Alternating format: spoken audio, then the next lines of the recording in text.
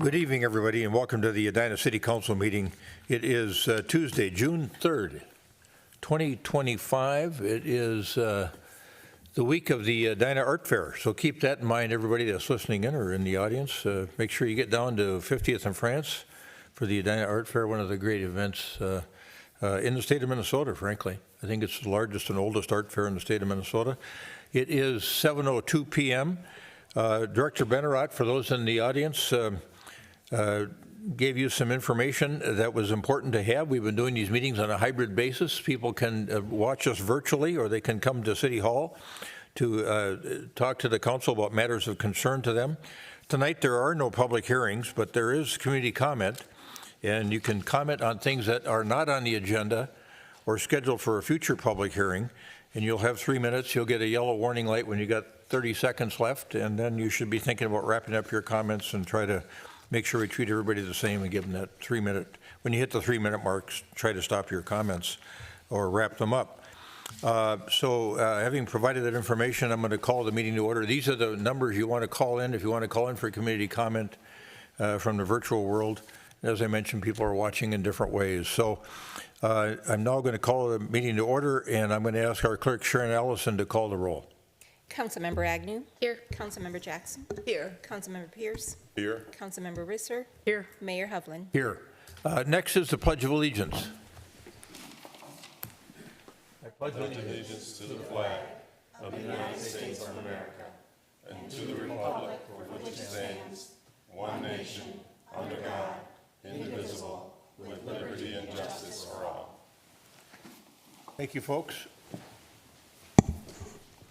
Next, we have a form of meeting agenda that's been published to the council and to our residents so they knew in advance what we were having our meeting about. Is there anyone on the council or from a staff standpoint that wishes to modify the meeting agenda in any form or fashion? Is there a motion to approve the meeting agenda as published? So moved. A second. Member Jackson moves, Member Agnew seconds the adoption of the meeting agenda as published. Any further discussion?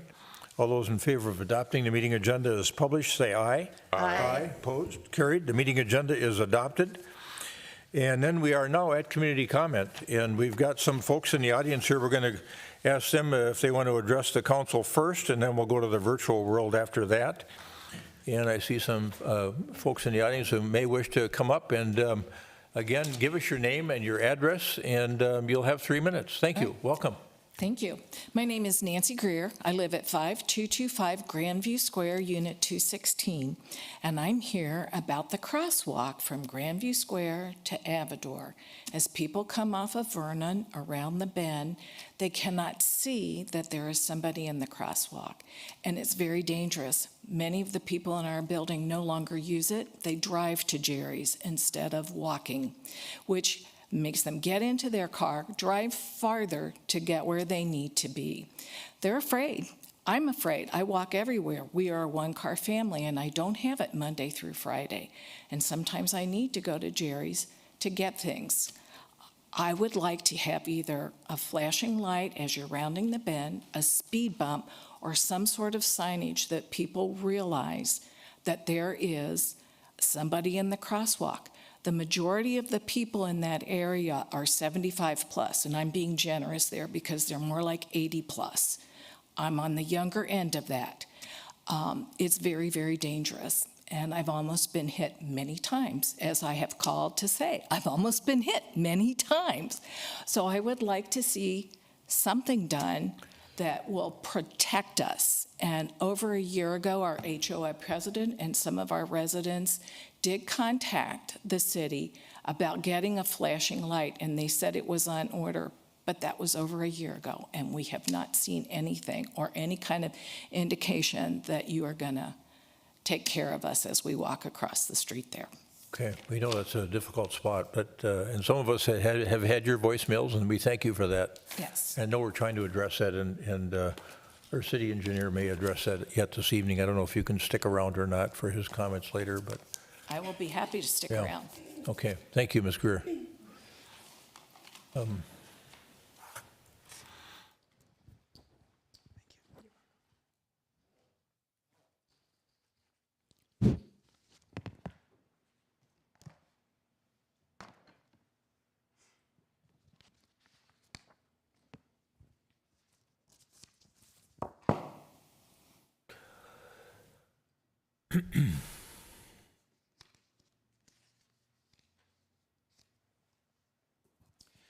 Good evening, Mayor, council members. Good evening. My name is Ralph Zickert. I live at 4311 Cornelia Circle. During the community comment portion of the May 20th City Council meeting, I posed the following question. Did the HRA authorize the use of up to $30 million of Edina property taxes to fund a potential tunnel under France? Manager Neal's reply, posted to manager's comment on Edina's website, stated this, and I quote, "The simple answer to this question is no, but a more complete explanation is warranted," end quote. The more complete explanation wasn't needed indeed. And in paragraph number 6 of Mr. Neal's reply, the eligible uses include a tunnel underpass or similar improvements. Right there in black and white. A tunnel underpass is an eligible use of funds. To me, this makes my point perfectly clear. City funds have been authorized. Mr. Neal chooses to hide behind nuance and lack of transparency. And even though Mr. Neal chose to post a 9-paragraph reply, nowhere did he share that the tunnel underpass would cost some 20 to 30 million taxpayer dollars. Even more egregious, the Better Together Edina page, looking for community feedback, is also silent on the cost to taxpayers. And for those having trouble finding that webpage, you're not alone. It's not listed among the planning and development projects or among the streets and infrastructure projects. Only if you go to Better Together and use the words pedestrian crossing does the project pop up. Am I surprised that Mr. Neal continues to be less than transparent? Heavens no. Much like the decision process Mr. Neal has orchestrated for the last 3 budget cycles, and again for a decision later tonight, his approach is to deflect, delay, reply but not answer, and postpone a decision until the last possible moment, the point where a decision must be made, in spite of the lack of critical data and well-constructed analysis. So my question tonight is not for Mr. Neal, but rather my question is for you, members of the council. Why does the $20 to $30 million price tag, a cost to be paid from residents' property tax dollars, continue to be something not worth mentioning on the city's website or in the council chambers? Or is it just too embarrassing, given Edina's looming 17% property tax increase on top of the $60 million backlog of unfunded city maintenance? Thank you. Thank you, Mr. Zickert.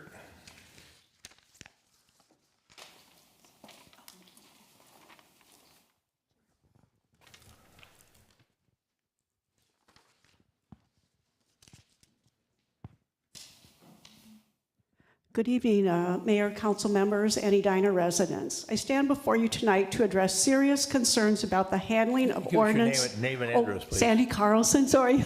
Yep. 4433 Ellsworth Drive. I apologize for that. I stand before you to address serious concerns about the handling of ordinance number 2024-05, as the process raises questions about transparency, honesty, accountability, and adherence to proper procedure. At the April 16th meeting, a vote on this ordinance was taken with only 3 council members present, resulting in 2 yes votes and 1 no vote. The ordinance with an altered parking requirement was published in the May 22nd Sun Current. After I emailed the city council and city manager, I was informed that the ordinance requires a majority of the council, 3 votes to pass. How could city staff, who should be well-versed in basic governance rules, allow this vote to proceed improperly? Who benefits from pushing this ordinance forward without the required votes? Secondly, the April 18th City Council meeting was omitted from the second reading. The ordinance was omitted from the second reading in that agenda without explanation. Why was this critical step skipped? The ordinance had been included in every agenda packet for this project since August of 2024. After I inquired about this omission, the ordinance appeared in the April 16th packet, but it had been altered. want to use all my time up here. Yeah, no, you go ahead. Finish your thoughts. Okay. But it had been altered. The required number of parking stalls was changed from 468 to 483, a change which was not disclosed to the 3 council members present at the meeting, similar to the situation where we had the 5 to 6-story change at the 7200 property. The number 468 had been in every copy of the draft ordinance since August of 2024. Most interesting is that this different number, the 483 number, matches what the planning staff quoted me as a city code requirement in March 18th email. The explanation that I received that this change was a mistake strains belief, especially since the ordinance was left off the March agenda for the second reading, and the number 483 parking stalls was stated in this email. Not a mere coincidence.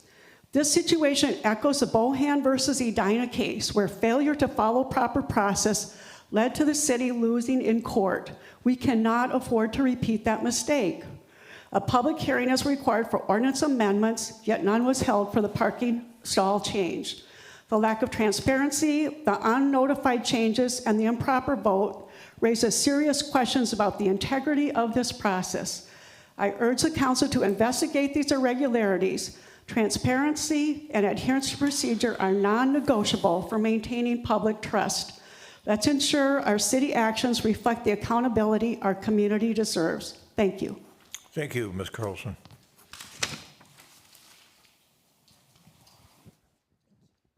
Anyone else wish to address the council this evening? Okay, let's switch over to Director Benarott and see if she has anybody waiting online to speak to the council.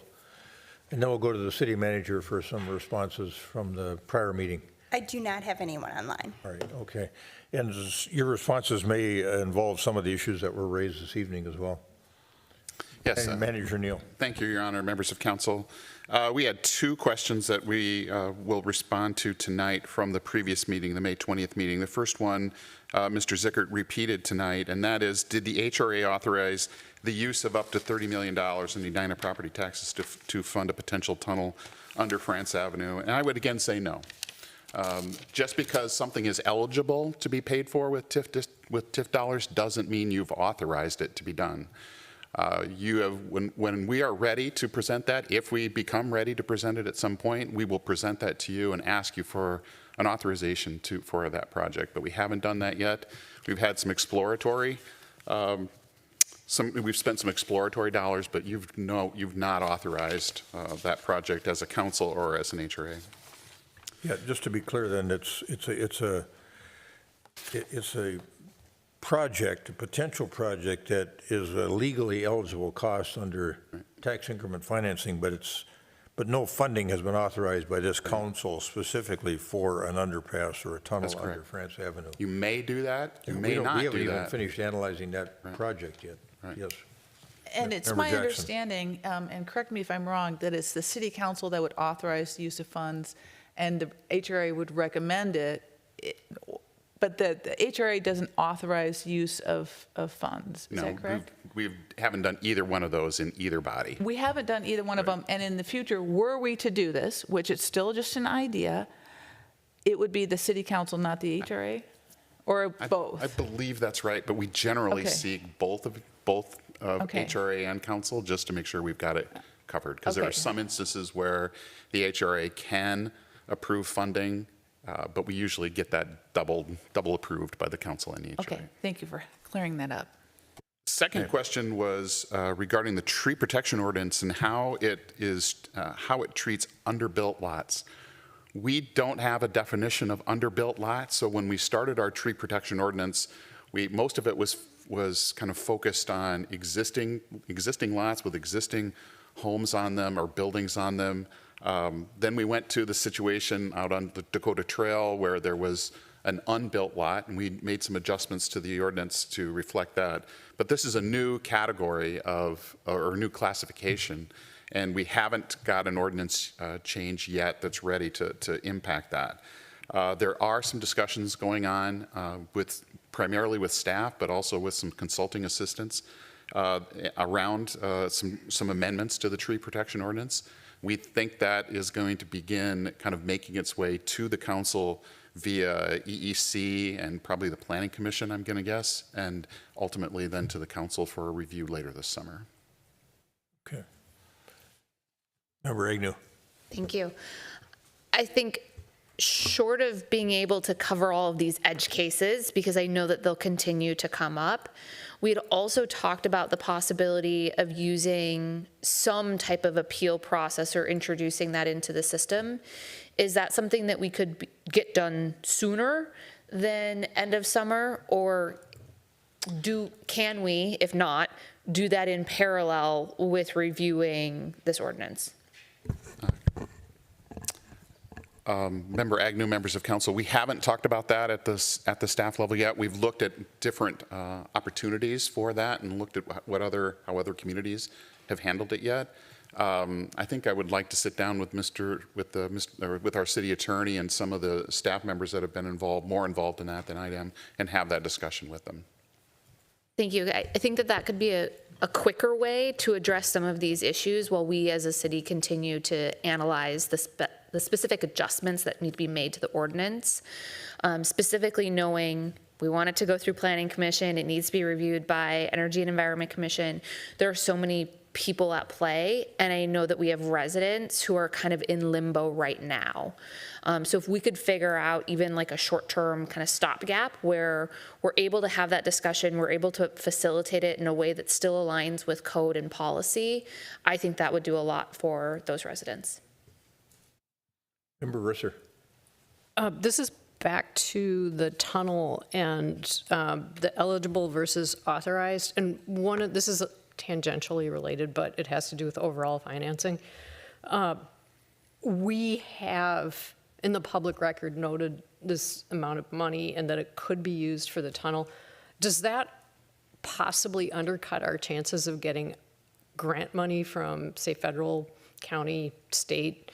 Because, if we've got money, are they, more likely to go, oh, we don't need to finance this? I can speculate, Member Risser, on that, and that is one of the things that has been helpful to us in gaining access to grant funds, especially in the area of sidewalks and trails, has been that we have an independent source of money to match those grants. Many communities don't. And so that puts us at an advantage in some programs when we do have some money of our own that we can look at and we can pledge to the project. So I don't know if I can evaluate, especially now there's a lot of flux in the federal funding of local infrastructure, but that we would certainly look at grants if we do get an authorization vote from the council. Thank you. On the other issue, yes. Well, can we address Ms. Greer's?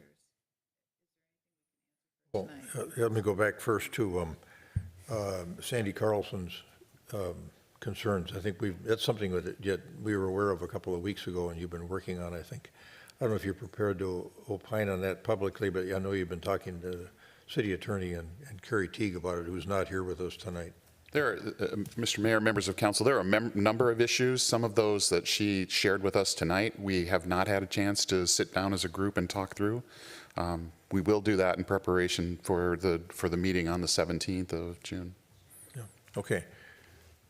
Member Risser. I would just like to comment, because I was there, I was one of the three, and I knew there were only going to be 3 of us. I found that out the day of the meeting. I didn't have time to do a deep dive to figure out the ramifications for that. When I arrived on the agenda, and I could see online that it said very clearly, favorable vote of majority of council members present to approve except where noted. And there were 5 items. 4 of them I supported. One of them, and this was item 9.2, was broken up into separate votes, and I voted against each one of those. I didn't know what, the ramifications of that, and I feel like I didn't have a chance to vote in a fully informed way. And I am very concerned and rattled by this, because I did take an oath of office to support and defend the Constitution of the state of Minnesota and to the best of my abilities. I can't do that if I don't get accurate information. So I just wanted to say that. Right, thank you. To the point about the pedestrian crosswalk on Eden Avenue that Nancy Greer has raised, I think Director Miller, didn't you recently speak with Ms. Greer, or was that Yes. something that's yet to happen? No, we met last week. We had a discussion similar to the comments you heard this evening. A group did put in a request to make that crosswalk safer last year. That went through the Traffic Safety Committee. And we did approve as a committee a advanced flashing light, flashing bulb, similar to when someone pushes the button for the crosswalks. We're reaching out to the manufacturer to see what the status is of that. So it's on order. It is approved, so it's coming. In the meantime, I talked to Parks this week, and they're going to trim the trees that are next to the speedway, trees and landscaping that are coming off that wall that impact some of the sight lines, so it'll make it slightly better, but it's not going to do what a advanced flashing light can do. It is a tricky stretch of road with curvature and kind of the blind spots. And then if you're coming from west to east, you're going downhill, you pick up speed.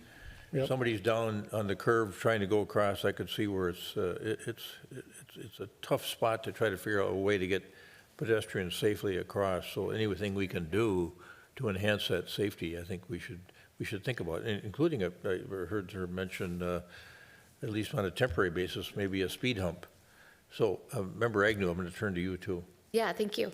And I know that when we have some of those curves, even having lights might make it hard. I'm curious, could we also stagger lights, I don't know how many feet, right? 50 feet away from that crosswalk as like notice for people who are at a different level of the curve? That's what was approved. Okay. So we have the flashers today at the crosswalk, and those are the ones that are So this will tough to be see. more. These are advanced for drivers up the hill and around the curve.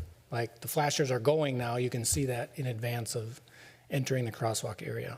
Thank you. Member Pierce has another thought too. Thanks, Mr. Mayor. So I won't try to resolve the problem. I trust that you guys have looked at it and you've come up with a solution that we're waiting to implement. I would, though, encourage us to consider some of those temporary road treatments so that it can be safer now while we're waiting. Okay. And I know we have the ability to be able to do that pretty quickly. Okay, thank you. Member Agnew started to speak. I thought that she was coming up with an idea, which maybe you were thinking about it in this fashion, but sometimes when you're on like a stretch of U.S. Highway 2-lane, and it's controlled by a traffic light, you'll get a warning about 50 yards back, the light starts to flash. That's It's exactly about to what turn red. That's Is that exactly what we're, yep. That's what we're talking about. Yes, that's exactly Okay. what we're ordering, and I need to find out where we're at with that. So in addition to lights at the crossing that somebody can press a button and they flash, like we have on Hazelton Road, for example, Yep. when you're using the pedestrian walkway there on the promenade, this will also forewarn drivers going in each direction that there's a pedestrian ahead. Yep, the lights are already at the crosswalk. There's already flashers there. Okay. That was with the Avador project. Now we need Handset, that yeah. advanced warning light that you both referenced for that crossing. Mr. Jackson? Well, I just want to echo Ms. Greer's experience. I was at the library and saw someone almost get hit crossing there. So it's frequent and urgent. So just as urgent as possible. Thanks. Okay. All right, anything else That's all. on comments? All right, very good. Thanks for being here, folks, and bringing your concerns to us this evening. So we've got the consent agenda, and Member Risser wants to remove items 6.3 and 6.7. And is anyone else on the council desirous of removing an item from the consent agenda? Excuse me. All right. With the exception of items 6.3 and 6.7, is there a motion to approve the balance of the items on the consent agenda in a single motion? So moved. Second. Member Jackson moves. Member Pierce seconds the adoption of the items on the consent agenda with the exception of items 6.3 and 6.7. Any further discussion? All those in favor of adoption of the motion as stated say aye. Aye. Opposed? Carried.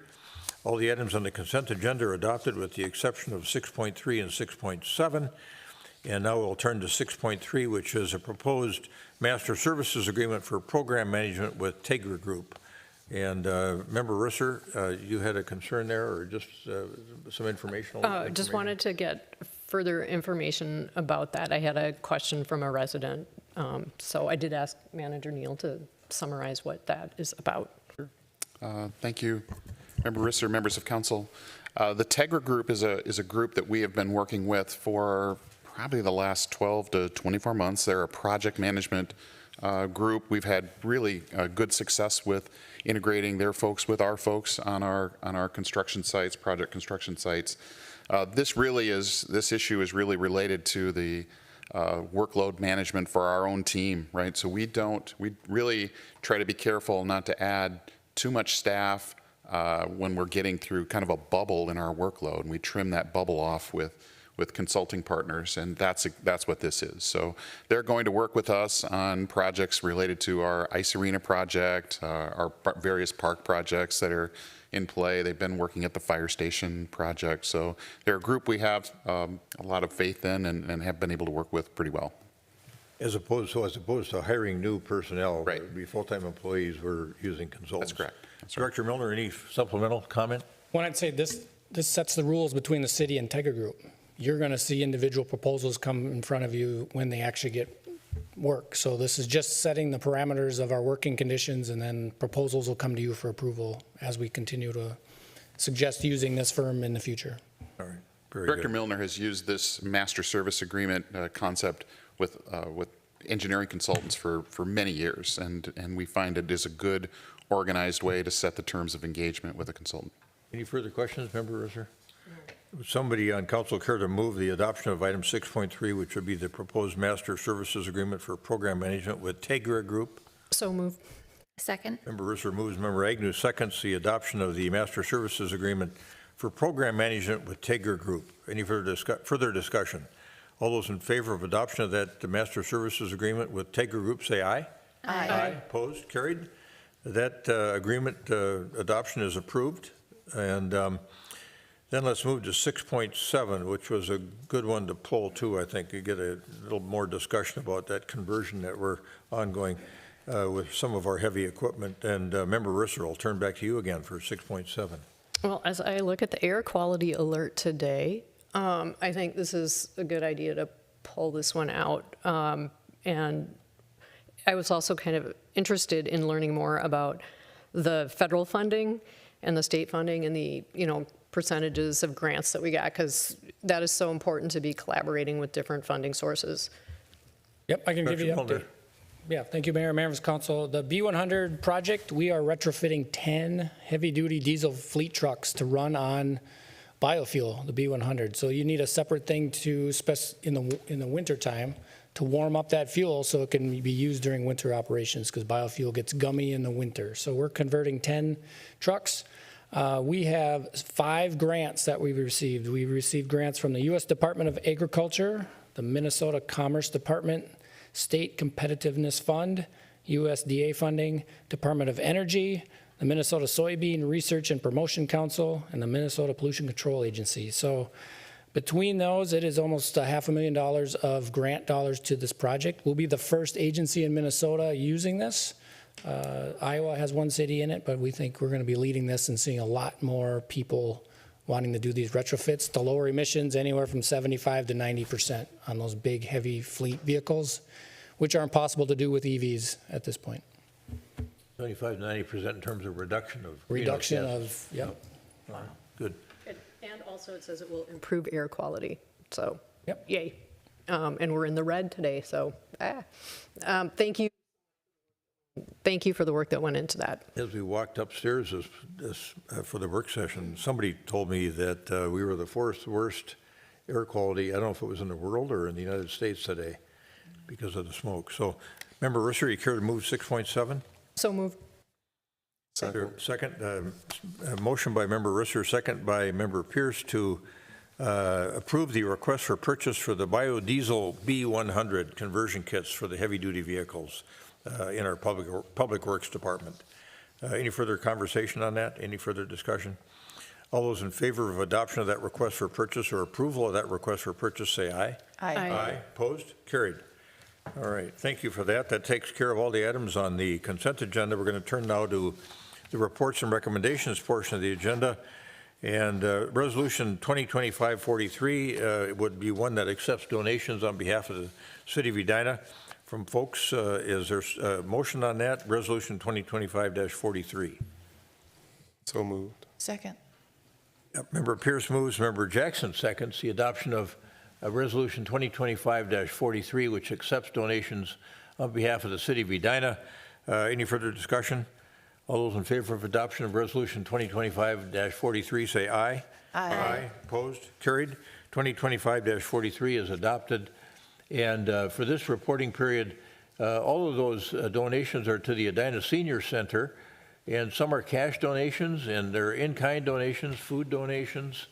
The most significant one in the group from the standpoint of a monetary contribution came from the next door neighbor upstairs. The upstairs neighbor, the Friends of the Edina Library, donated $2,000 to the Senior Center. We thank them for that, and we thank everybody on the list. Their names will appear on the website here as donors to the City of Edina. So thanks for that. And now we are on to the next item, which is we're going to get just an update here. This is not an action item, but we're going to get an update on that Roslyn Park pedestrian bridge that we've approved. And I think we welcome Director Milner back, and we may ask him a couple other questions about a couple other projects as well. But let's hear about the head bridge. Thank you for being here. Thank you, Mayor, members of council. Yeah, we felt it was time to give you an update. We've been working on the project. This is our project team. Bolton and Mink is doing the engineering, Snow Krylik architects, and then we brought on a fabricator, Anderson Bridges. So all the graphics and layouts on this presentation are kind of draft at this point, but we're making headways, and there's some key points that we need to share with the council at this time. Just to remind people, this was the alignment of the bridge looking down on it. So on the south or the lower part of this graphic is in Roslyn Park. And on the north, that's the alignment of the ramp on the north side of Highway 62 next to that neighborhood. And the dashed line is that future potential noise wall that MnDOT's currently working on. This was the architectural concept that you approved about a year ago from Snow Krylik, with the cladding on there, that unique cladding that we're doing and the unique pillars there. And this is looking from the park looking north to the highway. And another graphic of the ramp down in the park with that continuous cladding that comes off the bridge down the ramp and into the park. You're looking to the south now. So why are we talking tonight? So we presented these two options when we met with you recently. The one on the left is that ramp in the city park without stairs.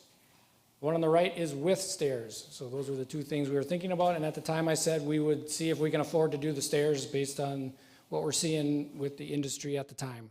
So we've continued to analyze those. This is what it looks like from an architectural standpoint. The one on the left is without, and the one on the right is with those stairs. So we've been doing some analysis and some budgeting, and just a reminder, we have $6 million. It's all state-funded project. We don't have any city funds involved. We are cost estimating with a contingency, because you find unknowns, right? We got tariffs. We don't know what that's going to be when we start ordering materials. Soils, we're finding some unusual soils right at the front door here on the interchange project. There's just so many unforeseen, so we always want contingencies until we actually have a contract awarded. With the stairs, we're at $6.5 million. So we're removing the stairs from the project, and we also can't afford to bury those power lines that go right over that ramp. So we're looking at potentially raising up the Excel lines on the top and maybe just burying the communication lines that are on the bottom that are closer to that. So there's two big things that we would have liked to do. The budget's not allowing it at this standpoint. If we see differences, we still aren't going to bid project till December or January. Maybe we see some different cost estimating or cost differences in the industry, and maybe we add it back in at that time. But right now, I'm not confident we can do the stairs or bury those power lines. Are you going to have those included as bid alternates on the? Right now, we were not, because we weren't even close to the budget. We didn't even see a reason to include them at this time. So unless there's a change in the markets, we don't see that being, we don't want to spend the time and effort to design it when it's most likely not going to be, because it's costing us money to do the design and stuff. So it would cost us money to continue that on a design standpoint, and we really don't think it's realistic to include. So why don't you go back to that rendering and ask the council members what they think? Oh, but anybody have any particularly strong thoughts about with the stairway, without the stairway?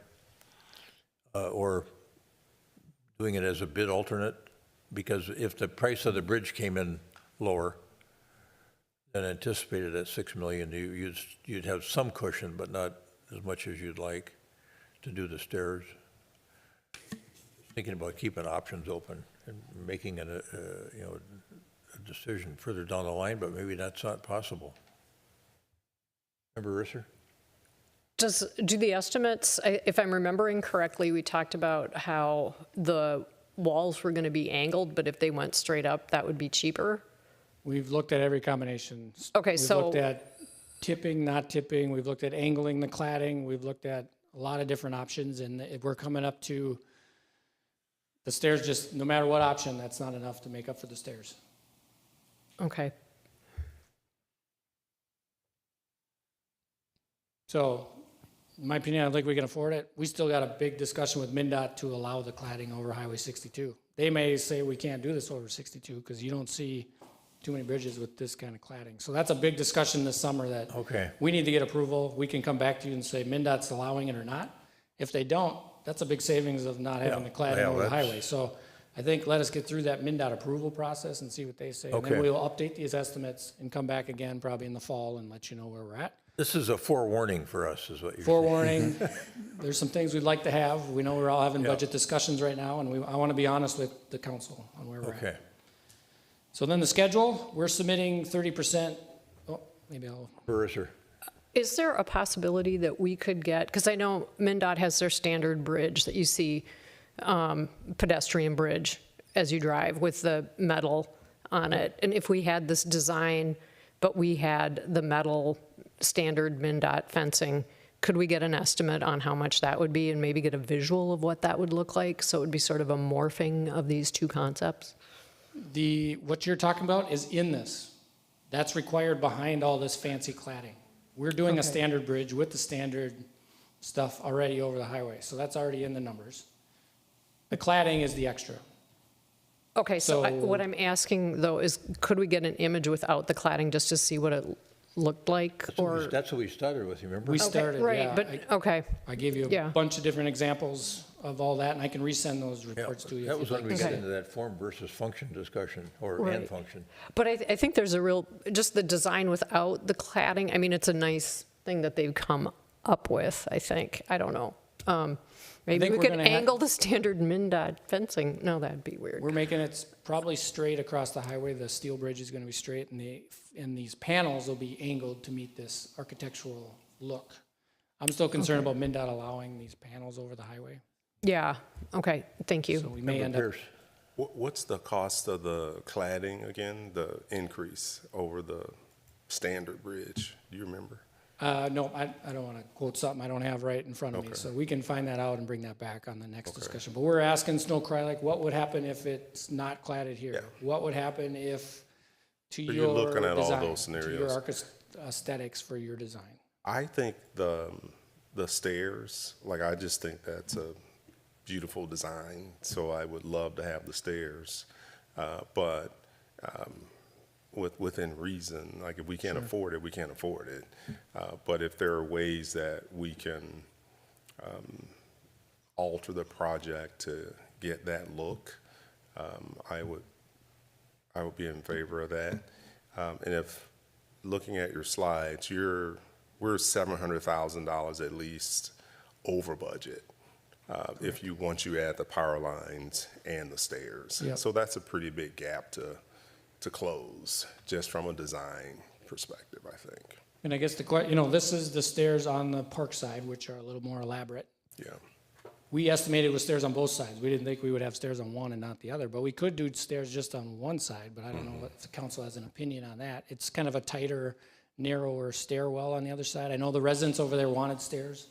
Yeah. So I feel like it's either two stairs or no stairs, because I don't think we'd want to do just one side. But we'll continue to look for the potential cost savings and see how these conversations with MnDOT go. All right, thanks. Member Jackson has a comment too. Yes. spend as little money as you can on this until we hear from MnDOT, and then we'll know what we have to know. But, you know, we're looking at ways to cut money. I don't want to add money to this project, and even planning costs. So that's my personal opinion on this. Yeah, we had to get to a certain level to even submit, so we're Right, doing that. absolutely. And we're doing that No, you're this doing a week. great job, and I'm applauding you, and keep up with the cost consciousness. Thank you. We're in a wonderful spot when looking at both function and form. I think it's really something that's a standout marker for Edina, for our community as you come into town or you're leaving town, Yep. really. So just a little bit, It's a piece of sculpture, really. yeah. Okay, thanks for that So update. just a little bit on the schedule here before we close. We're submitting the MnDOT next week, and then we still want to get final approvals this fall with a bid late this year, early January. 2026 construction, we want this thing built. I want them starting early in the spring, so it's open partway through the summer next year for all of our various users to be able to use. So, Okay. thank you. And we'll roll right into the next thing that you've got. Oh, Member Agnew, excuse me. I assume when we do this construction, we have to take down the existing bridge before the new one comes up. Is that correct? That's correct. Thank you. It'll happen, we'll take it down at night, where it can't, it'll be similar to a night closure, the bridge will come down, they'll build all the foundations, then we'll close the highway again and take a big crane, which you're seeing about 6 of them out here. A crane will just lift that thing in overnight and be placed and ready to go. So there'll be no crossing over that time. Yeah. Residents will have to use other areas to get to that park. As someone who uses this bridge many times a week, I will find alternatives, but I'm really excited for it. Yeah. I do think it's going to be beautiful and really add, because today you can't push a stroller right up the stairs. Exactly. So I am really excited for the progress. So thank you. Great, thank you. Now you're going to roll into a topic that all of us have been hearing about, I think. And all of us have empathy for folks living along the rail line, and as we try to figure out how to create a quiet zone, and it's got many steps to it, and you're here to talk a little bit about that. Exactly, yeah. Railroad quiet zone process. So a little bit of history, there's 4.2 miles of track. CPKC Rail operates in Edina, north to south, with 7 crossings. They're starting to operate about a year and a half ago, 24 hours. That's why all the concerns and comments are coming, because they're operating at night. And that's been a change of operations. They're required by federal law to sound that horn at every one of those 7 crossings. And they have to do it at least 15 seconds and up to 20 seconds before the crossings. And they have a pattern of 2 long blasts, one short and another long. They have to do that every time they do one of the crossings. So reminder, we have no control over those operations. Residents are asking for relief from those horns at night.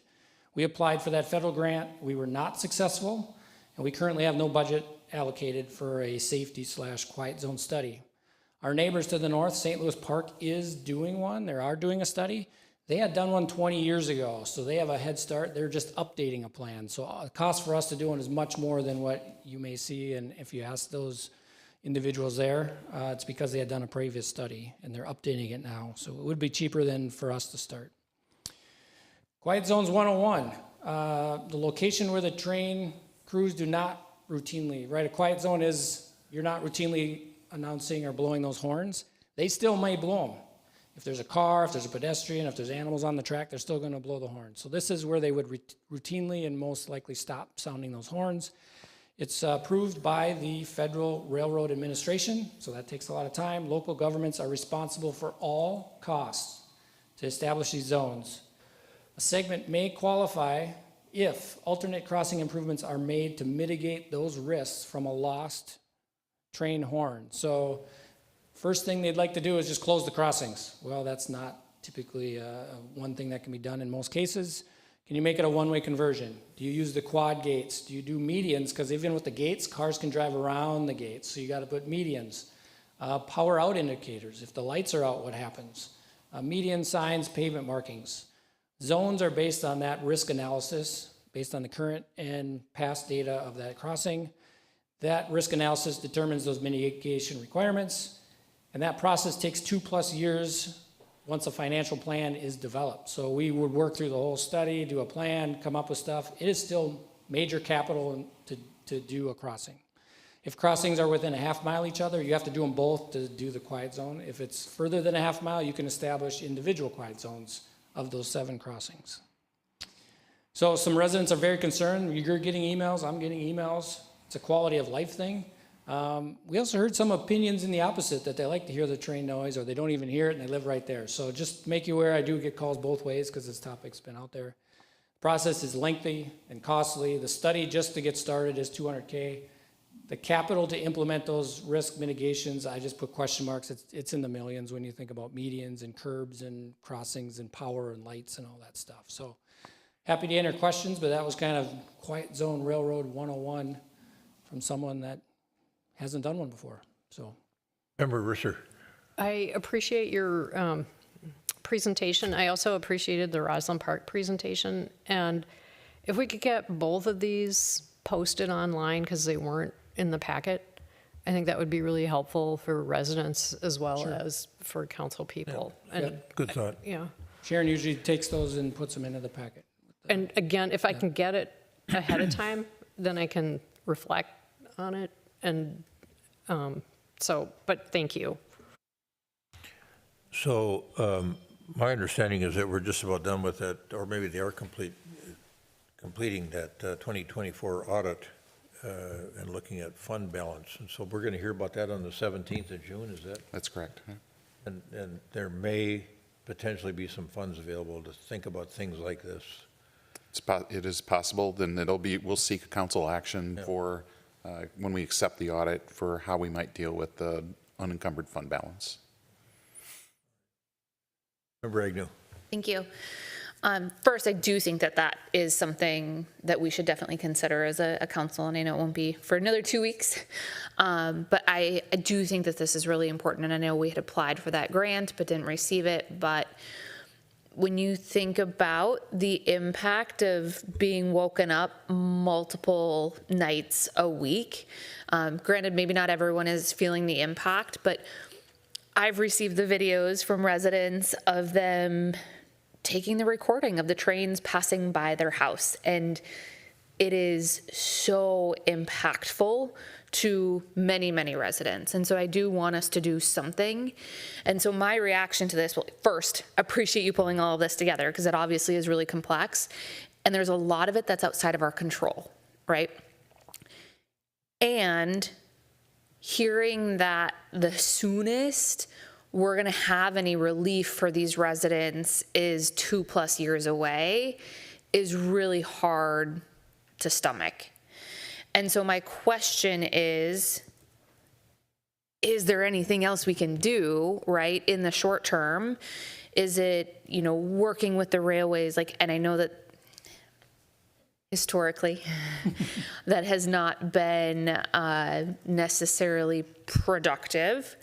But I guess that's where I'm just asking, what are some of these different ways that we can actually move the needle in a shorter amount of time than 2 years?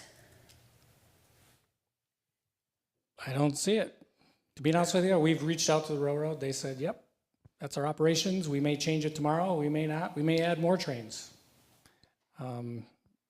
I guess I almost compare this to the airplane noise. Where did we get movement on that? We went to the federal level and our electeds there to make any progress. So that's one option, I guess, unless The railroads have enormous power. Exactly. And influence. I mean, they've got the power of eminent domain, like government. As they were set up years ago, and it's private trackage, it's a private business. They're on their own property, moving this freight. But nonetheless, I did have a conversation with the president of Twin City and Western. I thought it was them that had changed their patterns, but it's not. I think it's CP Rail. Yep. So they're down in the Sioux Line building downtown, I think, or they used to be. It used to be they got bought out by Kansas City, and now they're headquarters in Kansas City. Yep. So we don't have local representation anymore. Okay, so there's nobody to go see here locally anymore about this. So Not a Member decision Agnew's maker. point, Yeah. I can, let's find out who we can talk to in Kansas City. I think we should try to use the bully pulpit a little bit and see what happens. Okay. What else are we going to do? We got to try some things. Yeah. Member Pierce. Thanks, Mr. Mayor. So I agree with Member Agnew Like, it just doesn't feel good to look at, the presentation, which thank you for the Train 101. Bringing good news tonight. But, it's pretty clear in the first slide, we have no control, there's nothing we can do. And it feels hopeless, especially when residents are being impacted. And frankly, I just don't think that's it's not a good answer. And so in instances where you're kind of facing reality for what it is, then we got to figure out if we can be more creative and how we can get some relief. I don't know what that means. Does that mean we need to do the study? Probably. But it would be helpful to, in lieu of going through the full study, just taking what we know about the process. And I'll use the example, there's 7 what do you call them? Crossings. Crossings. And you said if they're within 1.5 miles of each other, then you need 2 zones, like you were talking through some of that.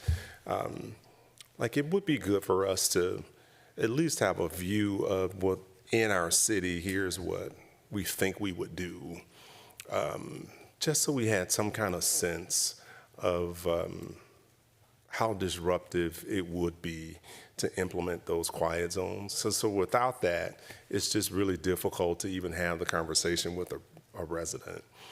And I'm saying this as someone who, when we lived in Hopkins, we were in a townhome that was next to the railroad, and our townhome shook when the train went by. And, we just had fun with it. The girls were little, and so somebody would yell chugga chugga, choo choo every time the train came through. But we certainly couldn't have done that for multiple years. That was like 8 months for us. So we made it fun for a little bit.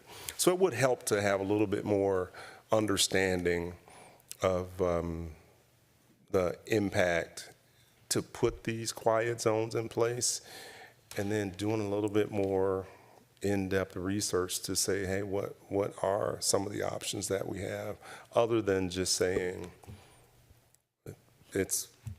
we have no control. And then I also understand why they're doing this from a safety perspective as well. So, This is causing me to think about a few years ago, Shoreview was able to, I think, accomplish the quiet zone strategy, and the mayor then told me that it made a tremendous difference in the community once they were able to designate the quiet zones and, get, as part of that, build those safety measures in, the crossing guards, whatever it took. Member Jackson, Member Edina. Yeah, I just have a clarification question. You said, you compared it to the MAC when we had the airplane noise, and it's my understanding that even if we get our congressmen and our senators all hyped up and everything, it would still just be the bully pulpit, that we don't have the same level of control over the railroads as the Congress would have over the FAA. That's exactly correct. Okay. Sad to say. I've done this a couple of times in my career in terms of setting up starting the process to set up a quiet zone. There is a risk associated with the bully pulpit when you deal with railroads, because they are really involved in this. This is their trackage. If they don't want to do it, they can make this go longer for us too. So we just need to be strategic about it and come to the table the right way, and interact with them in a way that brings them to the table too. Thank you. I want to layer on to what Member Pierce said as well, of looking at those 7 crossings and coming up maybe with like that next level of strategy, because I don't think that all 7 we necessarily need to prioritize as being quiet zones. I'm assuming that there are some that are more impactful to residents. So maybe layer in that as one of those points of view of, if we had to start somewhere, where the ones that they're really residents right along there, that I think would be helpful in continuing this discussion. Good thought. Member Risser. support what people are saying. I do want to acknowledge Director Milner's workload and also, you know, some of the things that we have kept saying about budget and adding on to it. And I just want to ask whether what we're talking about is, you know, advocating for him to go explore this. Okay, thank you. Thank you. And now we've got Manager Neal,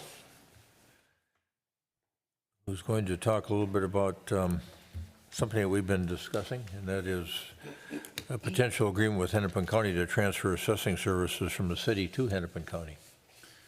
Thank you, Your Honor, members of council. We have been working on this topic for about half a year. In the later half of 2024, there's some council interest in getting in contact with Hennepin County to see if there was some possibility of transitioning our assessing services to the county.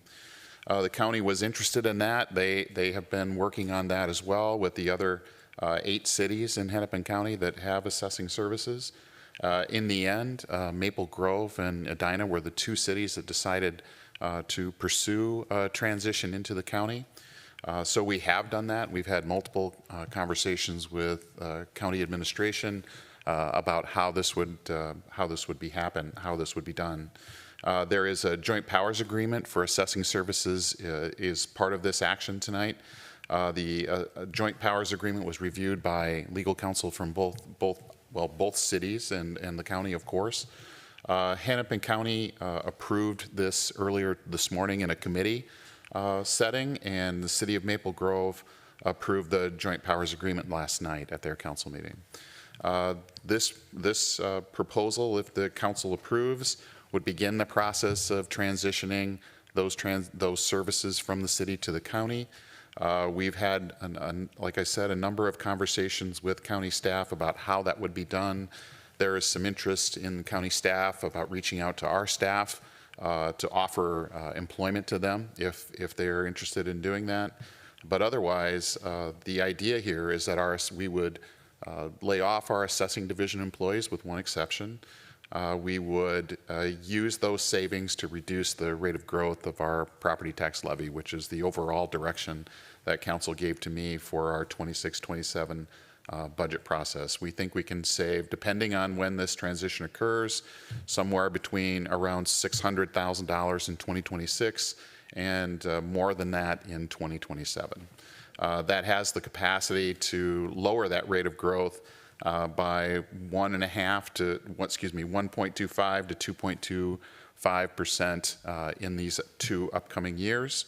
And that would be incorporated into our budget proposal should this proposal go forward tonight. We have been keeping our assessing staff informed about this transition. We have a proposal to meet. We have a plan to meet with them and talk through the severance process. And there's a small severance benefit that we are going to propose to them, some additional career counseling or career assistance work as well as part of this action. And I'm happy to answer any questions the council may have. I think it's good to hear that, I think for all of us, we were concerned about the employees that presently work here and what would happen if, we went about this task of trying to save what will in the end be around $1 million a year for them, because they've worked here a long time and we've appreciated the job that they've done and the service they've provided. So it's good to hear about some of the things that you're doing in conjunction with the county. If I remember right, you said at one point in time that for the first cities that were interested in entering into a joint powers agreement with the county on the assessing issue, it's more likely that our employees, in this case Maple Grove and potentially ours if we approve this, would be the first to be potentially offered employment by the county. Right, that's correct. Whether they would choose to work for the county or not, that's their choice, of course. But to know that we've tried to make the landing as soft as possible, I think has really been important to all of us. Other comments from council members? Member Risser. I believe this came up in our last work session, just how the narrative surrounding what this means financially for residents. And you can say yes, and it will have a significant impact on property tax. But that doesn't mean magically the cost just poof, disappears and doesn't show up elsewhere. And so it'll be redistributed across Hennepin County, and that will be the situation. I did reach out to a council person from Richfield to just find out more about that, and they have been using county assessment services for a really, really, really long time. And so that was kind of interesting to know that. But just want to make that clarification. Yeah, and I think it's important for residents, because we did hear from a couple people about, don't try to tell me this is making things go away, or expenses completely disappear. Sure, but So- we're spreading it, it would be spread across not 55,000 people. Right. Or 25,000 households, but spread across. Manager Neal, you probably have that data. I do. Well in hand. Right now we spread 1.4 million, we'll say, over 20,000 parcels in our community. We're talking by transitioning this to the county, they will spread 1.4 million. Let's say, just for sake of argument, they can't do it any cheaper or more expensive than us. They would spread 1.4 million over 440,000 parcels. So it's really a big difference in how that impact is felt by those taxpayers. Member Jackson. And thank you. One of the things that when we started this too is we were looking at residents or property taxpayers in Edina were paying for Edina services, but also paying for other communities in Hennepin County. And so now we will be pooled with those, so we won't be double paying, we'll just be single paying for the assessment services. And I thought that was a very persuasive. And I just want to say, it's never easy to lay people off. And we just really appreciate the hard work and the professionalism and everything that our assessors have done. And this is a very difficult decision, but I think it's an important one. Right one, I take it from you. Yes. Okay. Thank you for that. Member Pierce. Thanks, Mr. Mayor. So I had two questions. And the first one was, we talked about expected service levels, like what can residents expect with this change? And so we've had an email that tried to articulate that, but my ask there is that we have some kind of, that be part of the communications plan, so people know what to expect. Yes.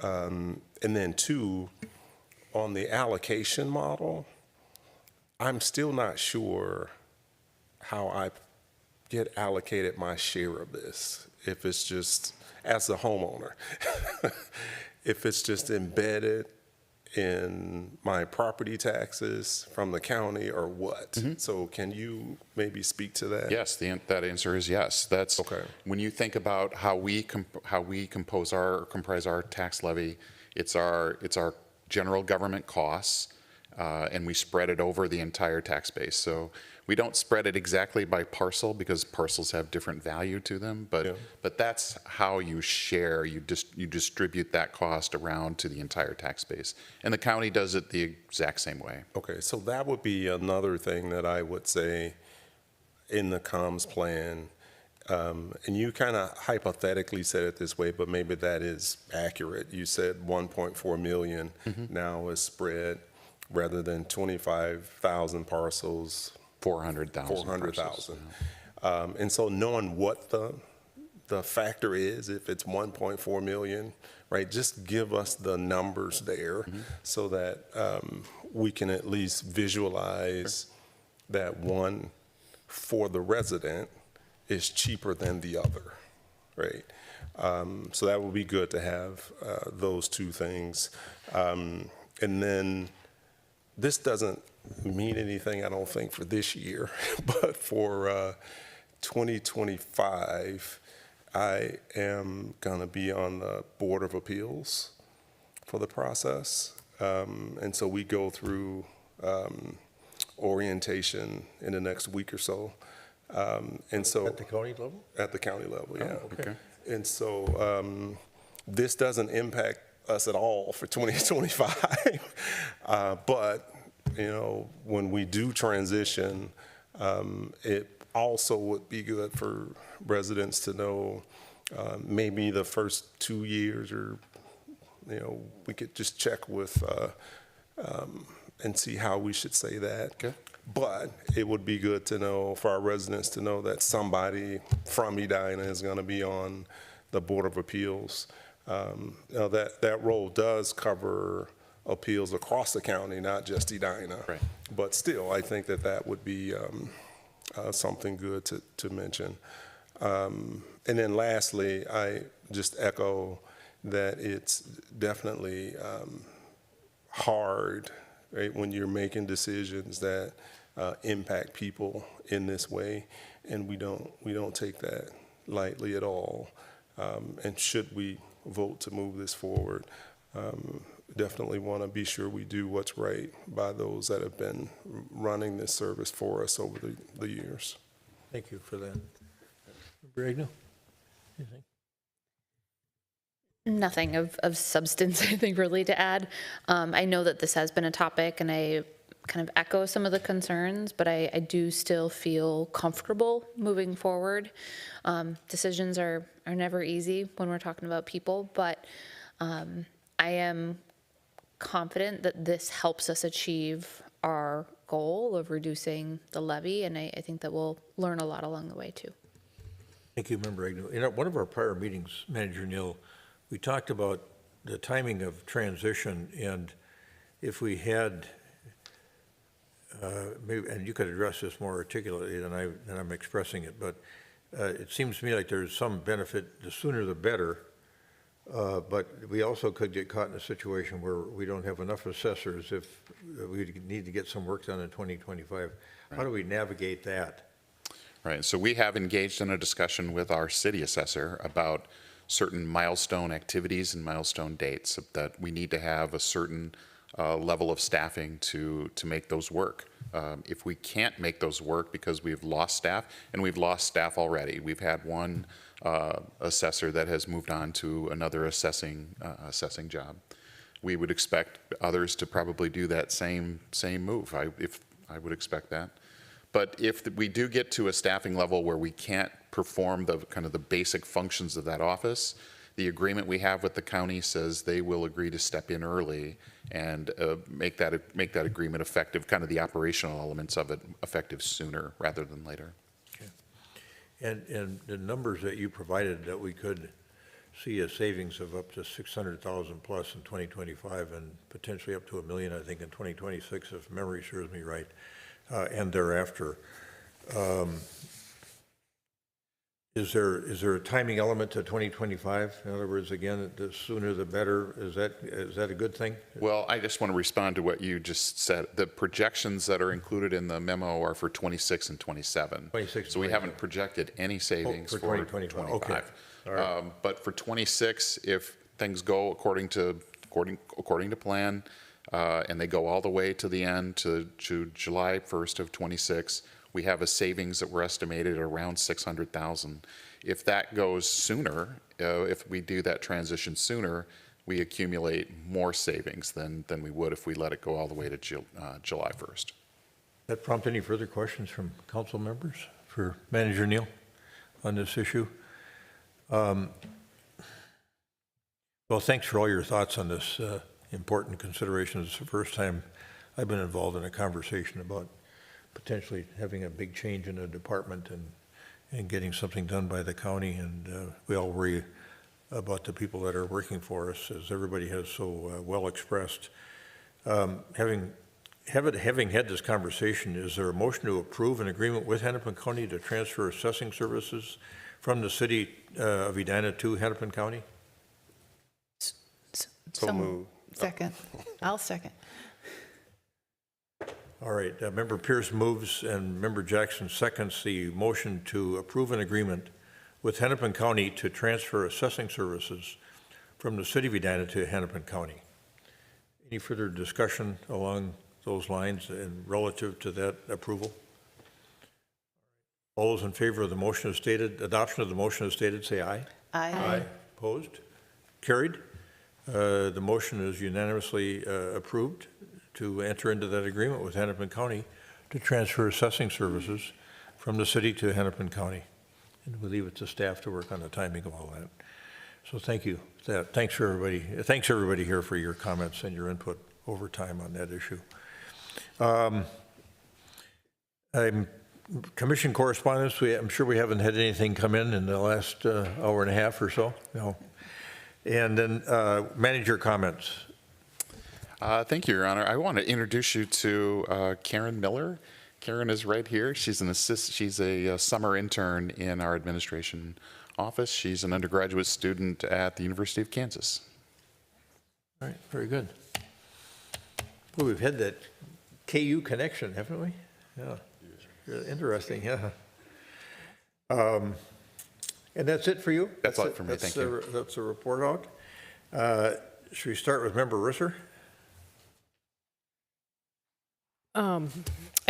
I do want to, again, just briefly talk about what happened on April 16th, where we had the vote that was incorrect.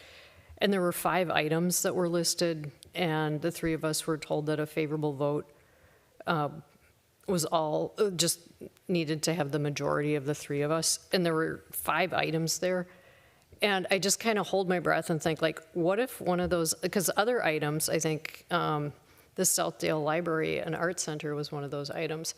And, you know, we need to be accurately informed about what we're doing. And I also want to say, I want to apologize to the residents of Edina, because I should have caught this. And I was talking to somebody and I started explaining what happened, and I said, 2 people voted, and she interrupted me right away and said, oh, then it failed. And I feel like I wish I could go back in time, and I could have taken time, and I could have understood what this meant, and I didn't do that. But at the same time, we need to be able to know what we're looking at, what we're getting, and the way it's being interpreted is compliant. So that is all I have. Thank you. Thank you. Councilmember Jackson. Well, my absence on April 16th was not planned, and this was a surprise to everybody. And so I just want to say that. I'm sorry. I had other comments, but. Yeah, hold on, we'll come back to you. I don't think it has anything to do with who was present. It has to deal with whether a majority vote of the council was required or a majority of vote of the council members present was required. And we're going to look at that relative to the ordinance. I don't think there's any infirmity on the resolution itself, but the ordinance, I think, maybe have to be addressed, and we plan to do that. But mistakes can happen, you know, and we can rectify them. So, Member Pierce. Yeah. So one of the things that I do appreciate about the work that we do is, like, the vote does not say who on the council that was present that day they voted in the affirmative. It says the council did. So whether I was present or not, when I get the call about it, yeah, we voted for that. And so I think no matter who's present, when we have issues, it bothers me, and I want to rectify those just as much as anyone else. But I like the fact that we are a council once we take a decision. So I wasn't planning to say that, but the second comment, which I think this is a good thing, the construction around City Hall, the replacing the bridge, I think that's going well. I think it is. I've driven up there and parked and then walked to look over at the work that's going on. And a couple of times, parents have brought their kids to just look over, and especially when the bridge was coming down. And so are there a couple of times when lines are backed up, when you got to get through the OLG roundabout?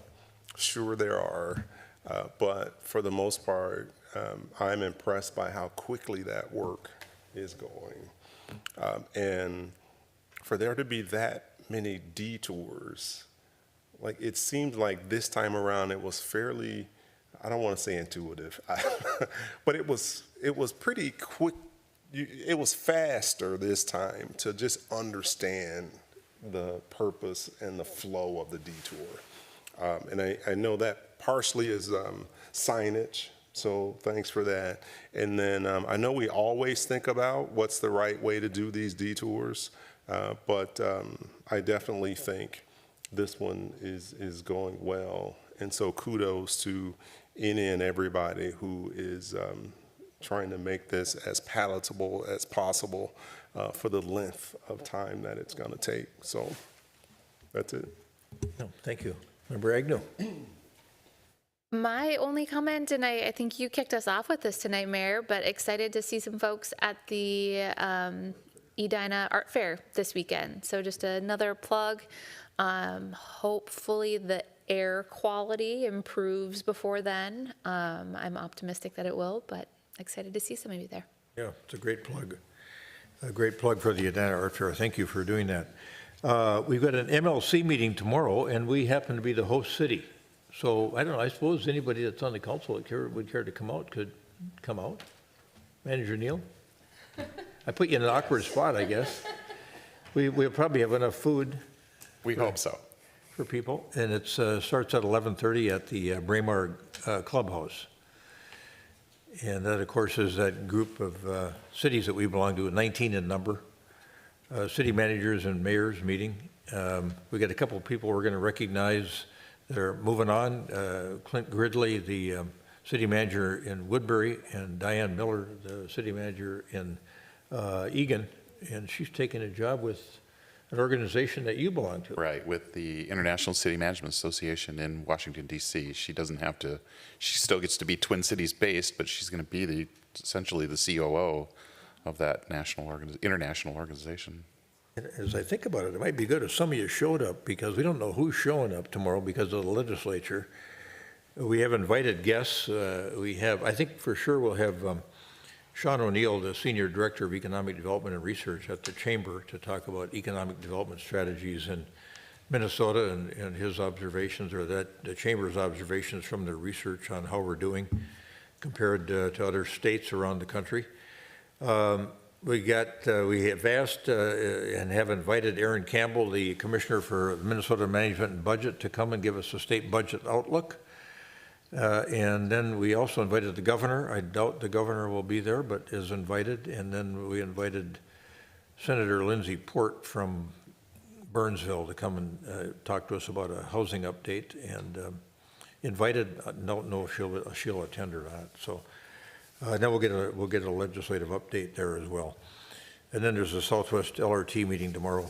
Now that's about 85% complete. I think they're going to start running short trains over segments of the track to do testing fairly soon. The remaining work, I think, is primarily in Minneapolis. Everything else out in the western suburbs is complete, as I understand it. Yeah, it'll be an interesting year and a half or so until we get to the opening. So that's about it for me. That cause anybody to think of anything else they wanted to talk about? Okay. And I think it looks like the city clerk's going to win the over-under. Always wins. Is there a motion to adjourn? So moved. I second. Member Jackson moves. Member Agnew seconds the motion to adjourn the meeting of the Edina City Council this third day of June, 2025. Any further discussion? All those in favor of adjournment say aye. Aye. Opposed? Carried. We stand adjourned.